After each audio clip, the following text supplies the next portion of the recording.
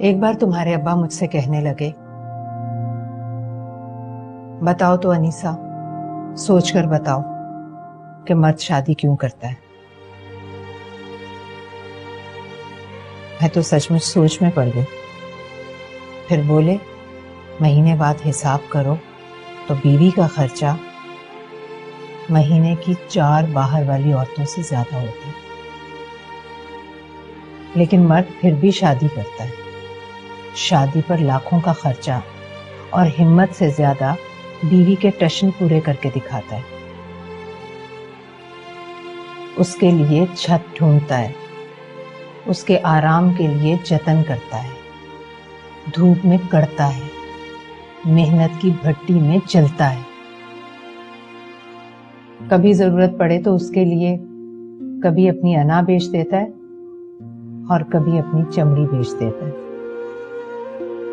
پتہ ہے کیوں؟ تم پوچھو نا کیوں؟ کیوں؟ کیونکہ مرد کی یہ والی عادت خدا جیسی ہے۔ اب دیکھو نا، خدا کو کیا ضرورت تھی اربوں خربوں انسان پیدا کرتا اور پھر ان کے کھانے پینے رہنے سہنے کی چیزیں مہیا کرتا، لیکن شاید ضرورت تھی اسے۔ وہ چاہتا تھا کوئی مخلوق ایسی ہو جو پوجا کرے اس کی، جو سجدہ کرے اس کے نام پر، عقل ہو، دلیل ہو اس کے پاس، اور پھر جتنی کوئی پوجا کرے گا اتنا ہی خیال رکھے گا اس کا۔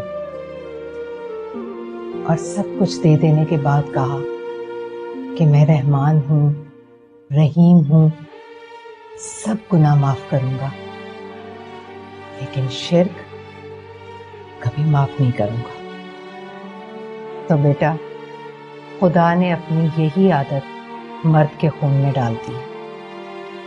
جس طرح اسے اپنی مخلوق سب سے زیادہ پیاری ہے نا، اسی طرح ہر اچھے مرد کو اپنی بیوی سب سے پیاری ہوتی ہے۔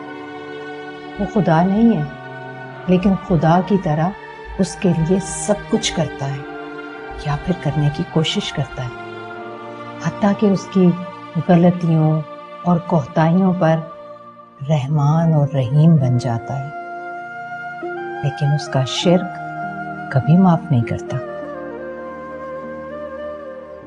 یہ سب مجھے کیوں بتا رہی ہیں آپ؟ مجھ میں اور تجھ میں بس یہی فرق ہے بیٹا۔ میں نے تمہارے ابا سے یہ نہیں پوچھا تھا کہ یہ مجھے کیوں بتا رہے ہو تم۔ خیر، عقل اور دلیل تو خدا نے تمہیں بھی دی ہے، تو بیٹھ کر سوچنا جب تمہارا سوچنے کو دل کرے۔